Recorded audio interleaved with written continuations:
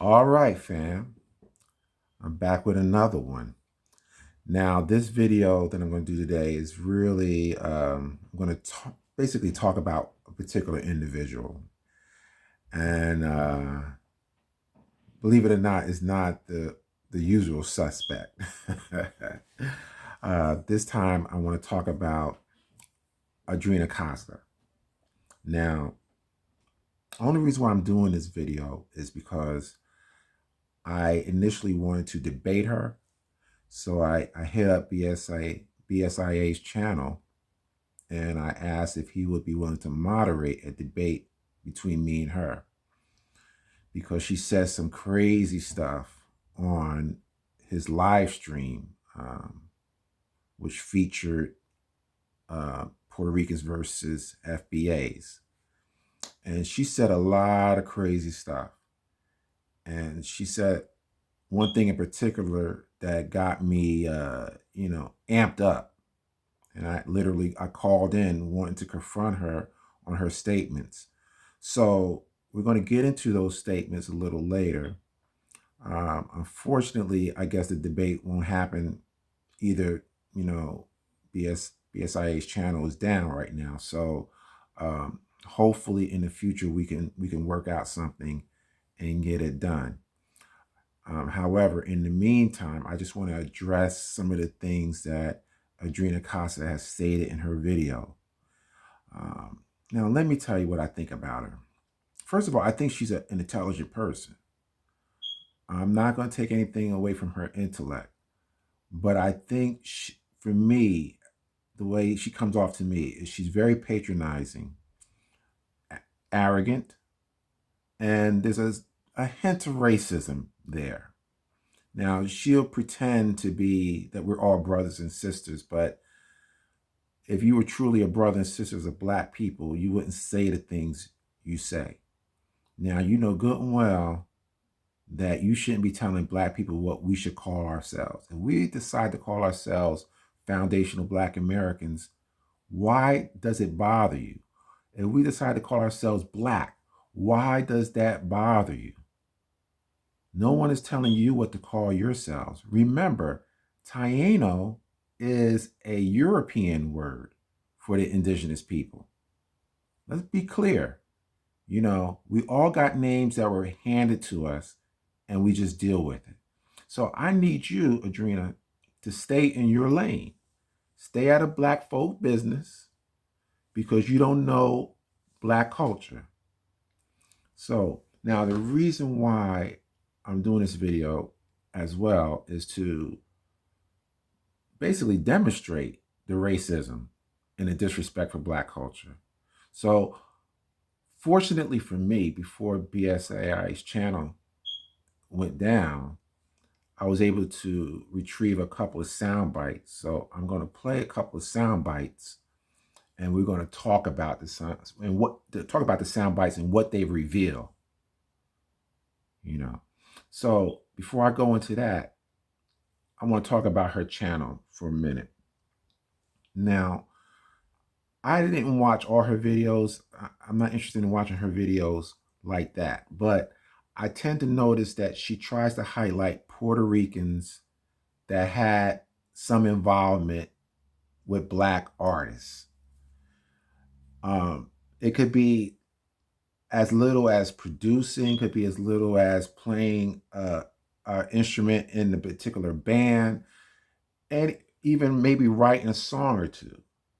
Anywhere where there's Puerto Rican participation, she's eager to bring that to light, to demonstrate or to provide information to the larger, audience that Puerto Ricans have been involved in Black music and according to her, maybe the development of Black music, which I totally disagree.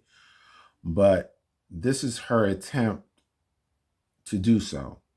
So I'm going to play this particular clip to basically show you guys, this audio clip to show you guys what we're kind of dealing with. Let me cue it up. Now, before I play the clip, they're not in context because it would be just too long. So I'm just playing like a slight portion of it, but it's enough there you'll get the idea of what I'm talking about. Before they remixed it in MC Light in the 90s. It was a combination of different music. And Earl DeFluen, who was another Puerto Rican, Boricua, he was with Marvin Gaye when he made many of his songs. He happens to be one of his co-writers. Let me stop it right there. Okay, so this is an example of what we're talking about. Citing a Puerto Rican who co-written a song with Marvin Gaye called Ride On. Okay. Somehow she feels as though that's very important, that we should all know about. Now, the issue is, if he wrote the song, if he titled the song, what did he title it? Ride On. That is an African American or foundational Black American phrase that we created, that Black folks created. So if he wrote the song or co-wrote the song with Marvin Gaye, he's using elements of Black culture to express himself in this particular song. It has nothing to do with Puerto Ricans whatsoever. Let me do this 1 second. Hold on. Let me give you an example of what I'm talking about. This gentleman right here, his name is Rod Temperton. And anybody, if you know anything about Rod Temperton, he wrote some of the baddest R&B songs ever. And this is an example, this list is an example of what he's written in his lifetime. This is a small example. We have Always and Forever, Boogie Nights, Off the Wall, Thriller, Rock With You, Give Me the Night. There are so many songs that this white man wrote from England. Now, we all know that the English was very influenced by African American music. So he started to write in that particular genre. Now, he's not going around, well, he passed away now, but he never went around and said, oh, I'm responsible for developing African American music. He recognized the genre that he loved to write within. But somehow, when we think about what Adrena is doing, she wants to include every Puerto Rican that had anything, whether they're a producer or anything, a writer, whatever. And it's just ridiculous. So I just wanted to bring that up. Let me go back. No, that's not Adrena. This is her stand-in. So, but I'm not gonna put a picture up. But you notice the arrogance and the patronizing personality that comes across in this particular photo. But that's Adrena. So let me continue this particular sound bite. Hold on, let's go. Actually a writer of some of Marvin Gaye's songs. So, that's something that maybe you could research. Okay, let me stop that. So she's speaking of a guy named Earl DeRozan or DeRuin, a Puerto Rican who wrote for Marvin Gaye. As far as I know, one song called like I said, called whatever was it? Ride On. On the B side. No one really even heard of it, but she feels that it's important to highlight that. Let's continue. And then you'll find out what kind of presence that we have. But DJ Doc, he's Boricua. He's a producer, and he did produce that song. So see, there we go again. If you're a producer, somehow you elevated Black culture. Let's go. I mean, when we say there's no Caribbean influence, I think a lot of people are looking to hear things straight off the island. But, we have a lot of different facets about our culture. And so, we come in many different styles. So it's not just, what the stereotypical Puerto Rican culture, what people may think it may be, so. Okay. So she says Puerto Rican culture comes in very different styles. Okay. The Puerto Rican culture that you're referring to is the culture within America. And I'm going to play a series of clips, short clips, that's going to demonstrate you guys really were trying to find a culture when you came to America. So my whole thing is, how could you give us anything when you was in search of it your own? Let me play that clip. Felipe Luciano, and welcome to Soul. Puerto Rican music just about reflects the history of Puerto Rican people. And it took a long, long trip from the west coast of Africa to what is now known Nigeria to Cuba, Santo Domingo, and Puerto Rico. And that long route produced a lot of different sounds and a lot of good sounds. The mass migrations of the 1940s brought most of our parents here as garment workers, and they still are there.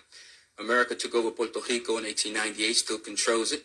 And most of our folks came here for want of looking for better jobs. And they had to look for a different kind of a sound.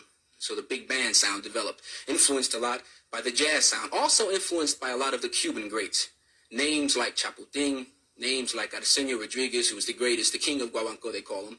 Names like Orquesta Sensación, Aragon became household names among New York Puerto Ricans, since many of us, not being close to Puerto Rico, were not influenced by many of the things that were there. But we began to develop a new kind of a sound.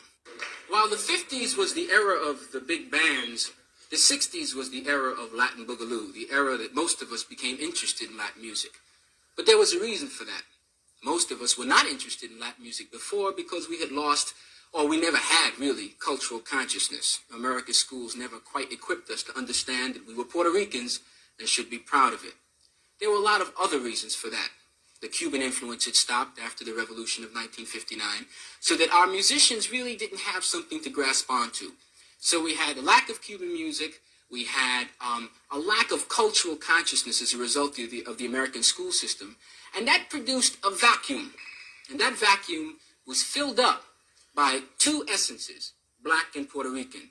Puerto Ricans began to look into Afro-American market for a lot of the rhythm. So we developed a new kind of a sound, and that sound was called Latin Boogaloo. All right, there you go. They was in search for a culture, and they grabbed a hold to African American culture. So how could a people who grabs a hold of African American culture be influenced by Puerto Rican culture or any aspect of Puerto Rican culture? So Adriana's just pulling stuff out of nowhere, trying to make herself relevant, try to make these particular Puerto Ricans at that time relevant. No, a person like Earl DeRuin was merely expressing himself through a culture created by African Americans. Let's move on. All right, let me set up this next clip or this next audio clip. Like I said, I had to kind of, shorten it to allow for more time to do the video. So basically, a young lady is talking about what Black people had to go through in lieu of the absence of instruments, and talk about improvisation and what we had to do, playing the washboard and things of that nature. And so you're going to hear Adrina and another, he probably is Puerto Rican as well, talk about, well, you're not unique. And this is a typical, or this is a constant thing that you hear from Andrina, to point out that somehow our history is irrelevant. It doesn't, so if you even talk about your history, you're either complaining or you're playing the victim. You're not unique. So let's listen to it and you hear what I'm talking about. Right. What I'm talking about is like how what I see of Black people in the Americas, United States, Brazil, because it was a lot of the poverty. Yeah, everybody in America does that. You guys are not exclusive to that. Jamaicans do that, Brazilians do that, like everybody, that's every Black guy. Do that, tribes do that. Everybody does that. It's a human thing. Everybody just it's a human thing. It's a human thing. It's not a race thing. I said That's how we all. no, hey. Now you hear what's going on. Nice. That's You hear what's going on.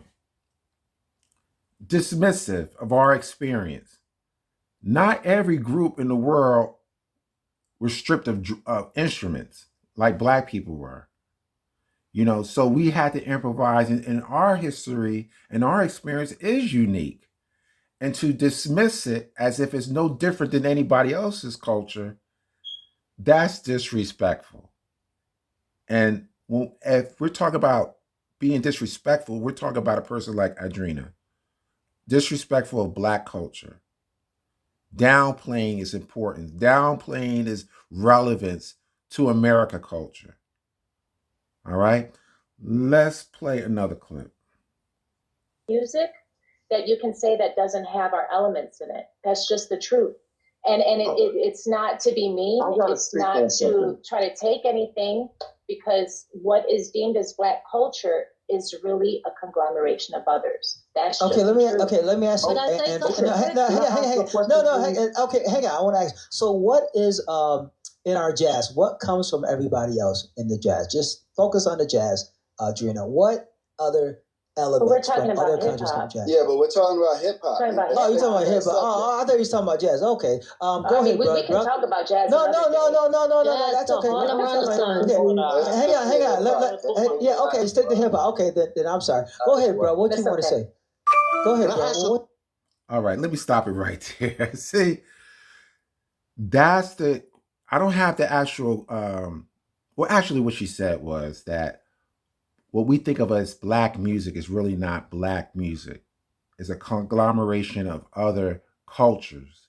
And so clearly that clearly got my blood boiling. I just had to call in. So I hit up on a live stream and I got on a panel, and I just couldn't wait to ask Adrena to explain herself. And because the only reason why she would say that is because here's the thing. This is how I look at it.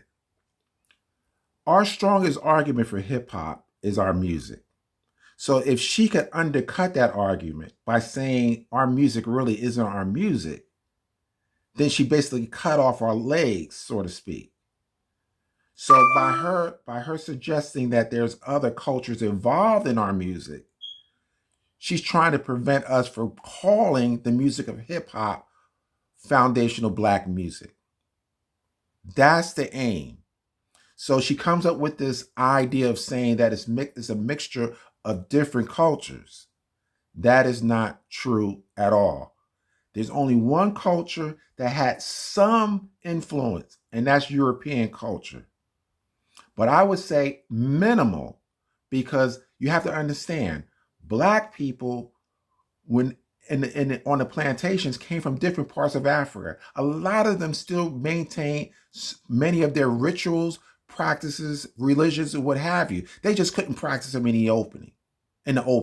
So all of them had different melodies, different ways of chanting, whatever. And so the music and the influence come within their own grouping, because it was a mixture of different African cultures.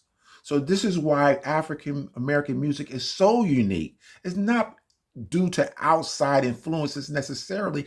It's not due to Puerto Rico or Latino or Asian or Native American. Like I said, there's a small influence of European, but you can't exclude the African influence on the plantation, in the fields, the work songs and things of that nature.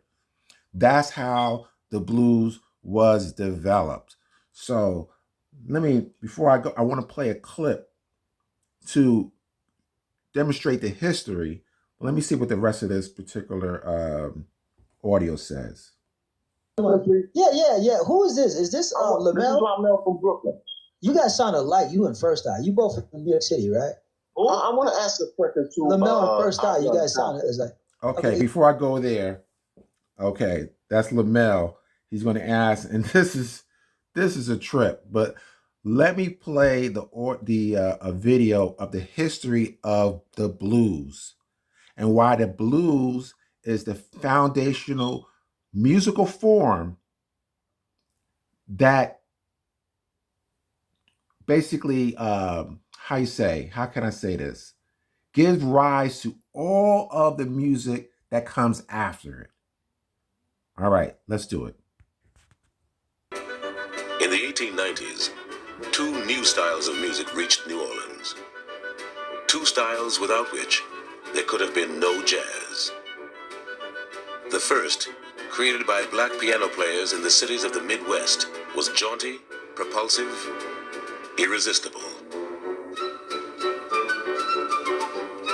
It drew from everything that had gone before: African American spirituals and minstrel songs, European folk melodies, and military marches, all set to fresh, insistent, syncopated rhythms.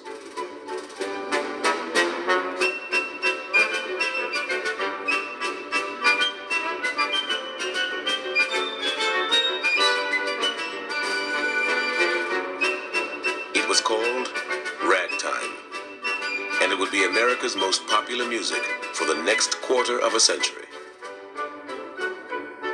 Spread first by itinerant musicians, and then by the sale of sheet music, it was instantly popular with young dancers all over the country, who loved it all the more because their parents did not.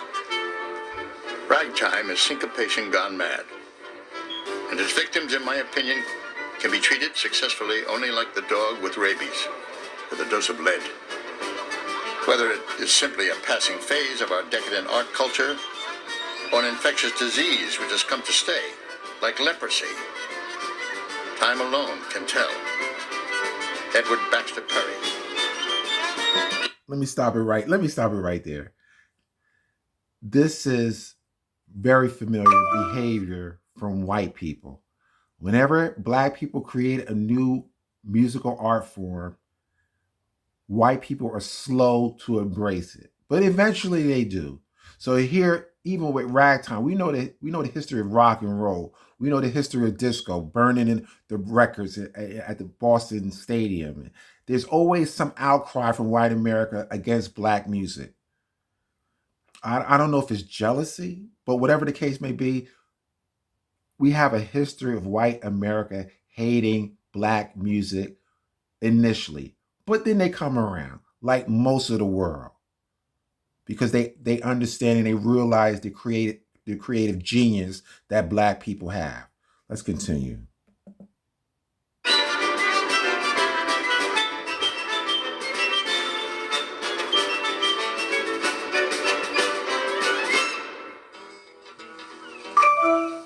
About the same time, New Orleans musicians began to hear the blues.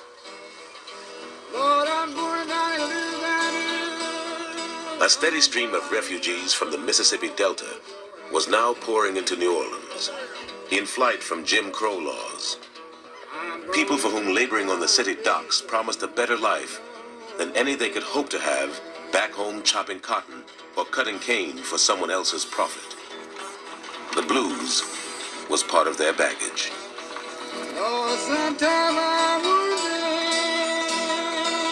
What emerges from that is a form called the blues. It's a very useful form. It's elastic. You can do a lot with it because it's simple.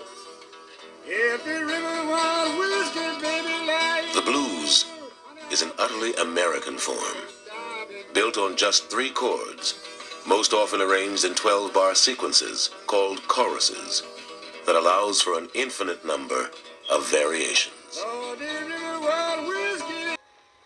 In New Orleans, musicians would find a way to deepen the message of the blues by playing it on their horns. You have musicians playing their horns. They have all these instruments that are left over from the Civil War. The military instruments, and the trumpets are played in a militaristic style. Bum, bum, bum, bum, bum, bum, bum, bum, bum, bum. Then all of a sudden, instead of playing in a straight military style of a hymn or a beautiful melody, now they're imitating the sound of the people in the church singing. They have the vibrato at the end of the note. They're shaking notes. It's a do, dee, dee, boo, dee, doo, dee. Then the music gets another power and feeling. In the way that profound things almost always happen, a thing and the opposite of that thing are mashed together. Now you have the people getting the spiritual sound of the church and they also are getting that secular sound of the blues. And the musicians who could understand both of those things and put both of them in their horn side by side so they could represent that angel and that devil, that was the ones that could play.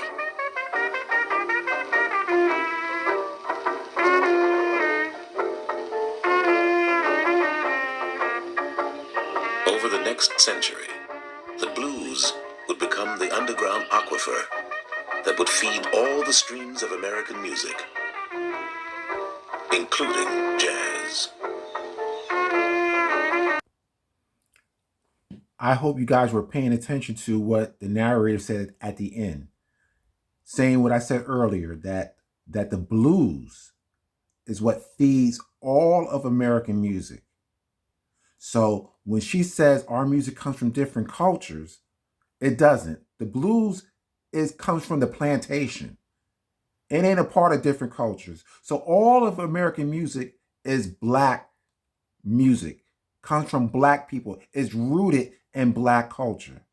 So no matter how you try to separate it by saying it comes from different cultures, that's a lie. Let me remind you, Adrena, that the music I'm sure you would call your own, like salsa, that definitely comes from different cultures. You have the African cultures. You have the Spanish culture. You even have the French culture with the French habanera that was introduced into Cuba. You also have that later became the Son Montuno. Then you also have the influence of the African American with jazz and arranging and all of that, complexity, of the chords arrangement. That comes from Black Americans. And you also have the Puerto Rican element. And the beautiful thing about that, you can hear all the different cultures. With African American music, you don't hear any other cultures. And that's not because there's other cultures involved. That's because you don't even know how this music was created. So I'm going to let Wynton Marsalis describe what Black people did with the music from European music. There was no Asian music. There was no Latino music. Like I said, the European was the only people that influenced us at that time. Let's play this. Buddy Bolden invented that beat that we call the Big Four, that skip on the fourth beat, or so legend has it. The Big Four is when you accent the second, fourth beat of a march. In a straight march, you'll be going doom-ch, doom-ch, doom-ch, doom-ch, doom-ch, doom-ch. With the Big Four, you go doom-ch, doom-ch, doom-ch, go doom-ch, doom-ch, doom-ch, go doom. So on that fourth beat, the drum and the cymbal hit together. And that point is where jazz music started to really get its lilt. Before the trumpets, they were playing.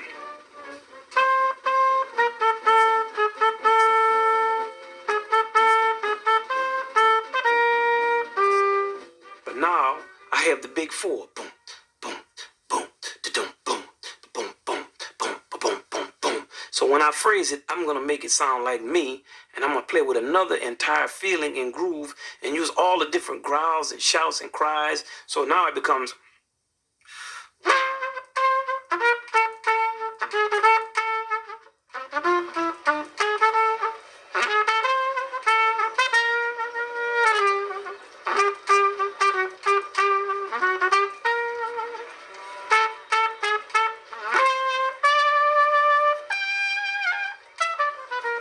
You're playing to make it sound not like trumpet, but like Buddy Bolden. Now, you're also listening to the clarinet.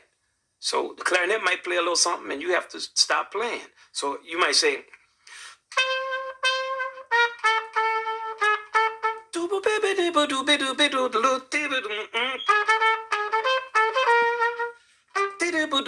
he's playing at the same time. So Adrena, I hope you're learning something. It doesn't come from other cultures like you try to perpetuate. And all this obfuscating that you did on that live stream was ridiculous. You was on there for then there 3 hours and didn't answer a question. So it was ridiculous. And then Anthony Whitaker tried to engage with you. Let me tell you something. Before I talk about Anthony real quick. I admit, when I came on that live stream, I was a little heated. And I'm not going to engage in pleasantries when I know I'm dealing with the enemy. I'm not dealing with pleasantries. Oh, how you doing? You know, you good? No, that's not me. That's just not me. So I decided to go just ask the question. Like I said, you're not going to smile in my face and dip in my back pocket, try to lift my wallet. You're not going to piss on my boots and tell me it's raining. I don't play that. Once I recognize that you don't have my best interest at heart, I'm dispensing with the pleasantries. Now, credit to Anthony, he's more mild-mannered than I am. More credit to him. But even in his pleasant tone, you still obfuscated. You still wouldn't answer the questions because you're just throwing stuff out there and think that we're so gullible to accept it. So, props to Anthony for trying to, engage her. But beside that, let me continue. I just played that particular series of videos or clips to demonstrate, listen, we created our own music. Give us our credit. Give us our respect.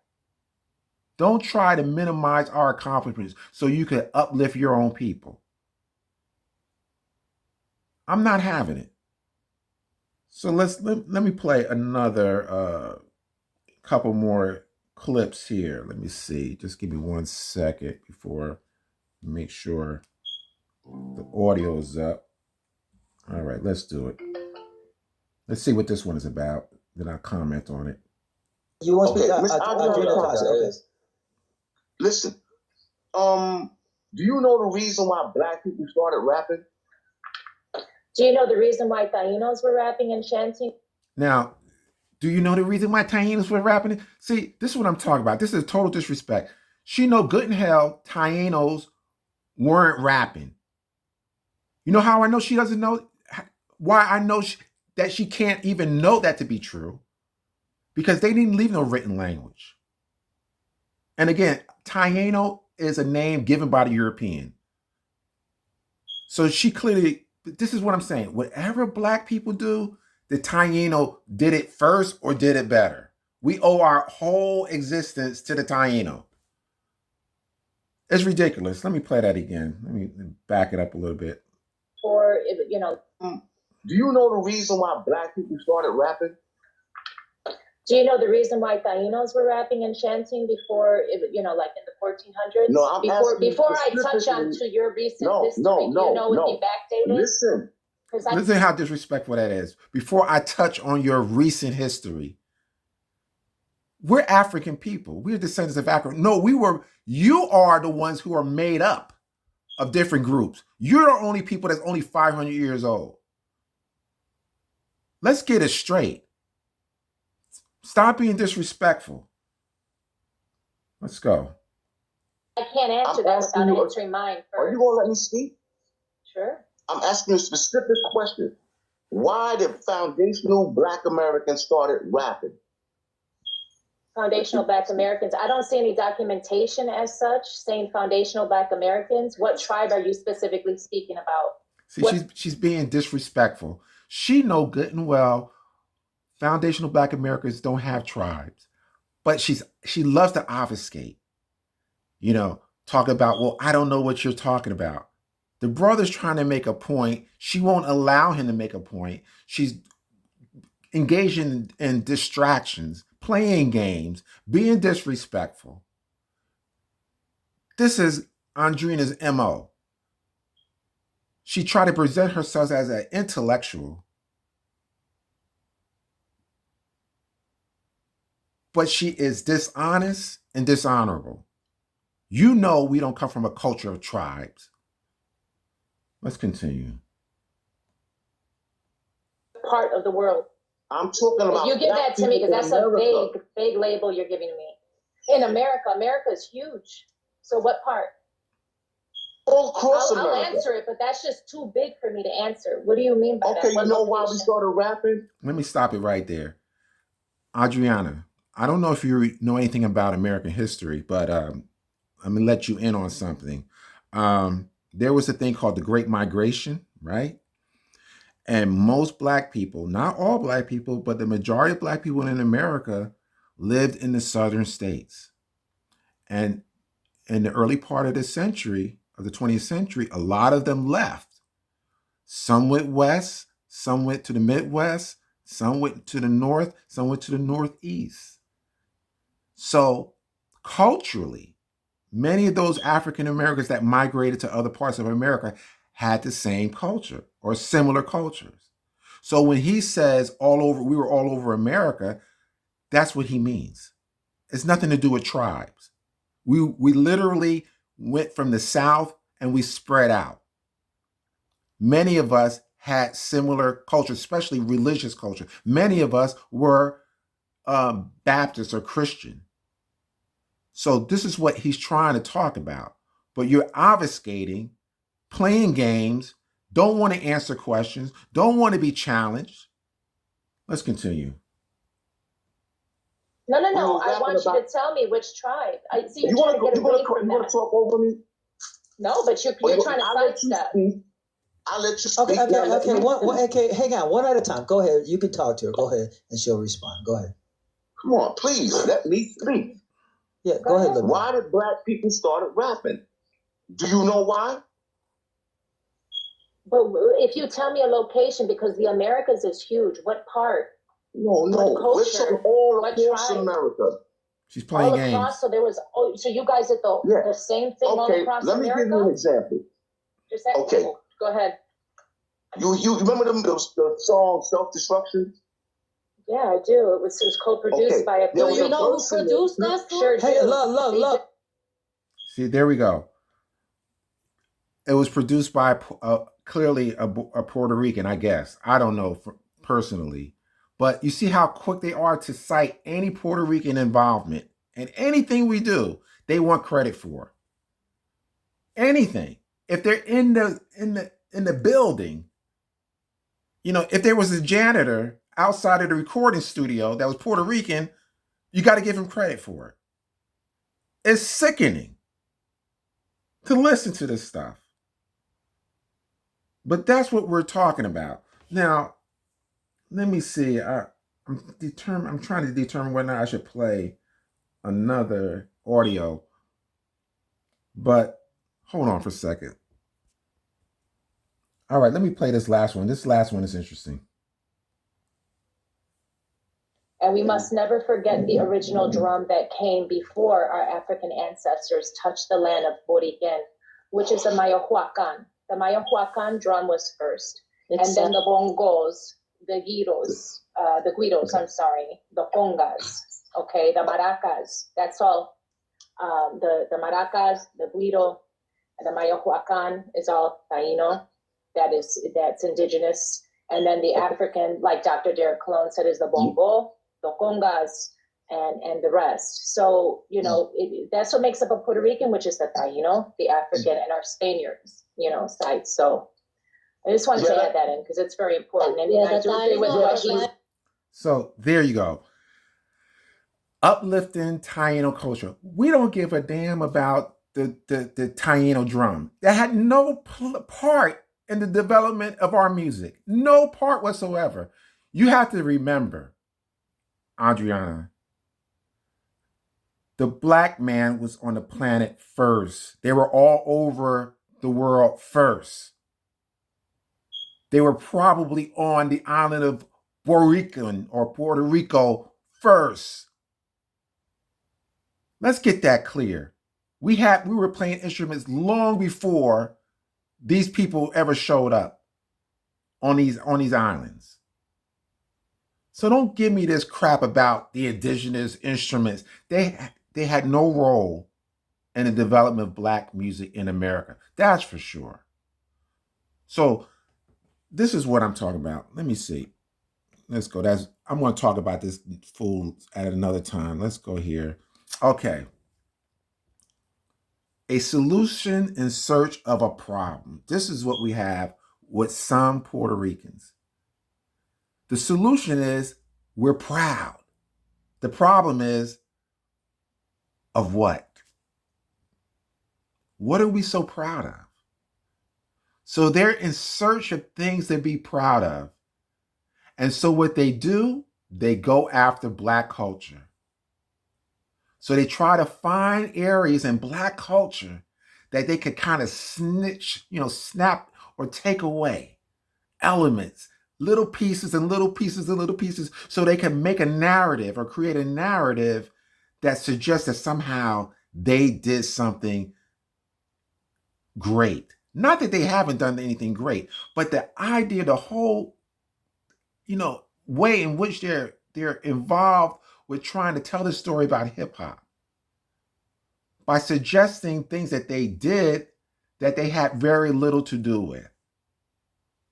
So that's what I said. It's a solution in search of a problem. Listen, Puerto Ricans, be proud of who you are. Don't attempt to take away other people's accomplishments to elevate yourself. So that I showed a picture of John Leguizamo, and basically I'm going to talk about him in another video.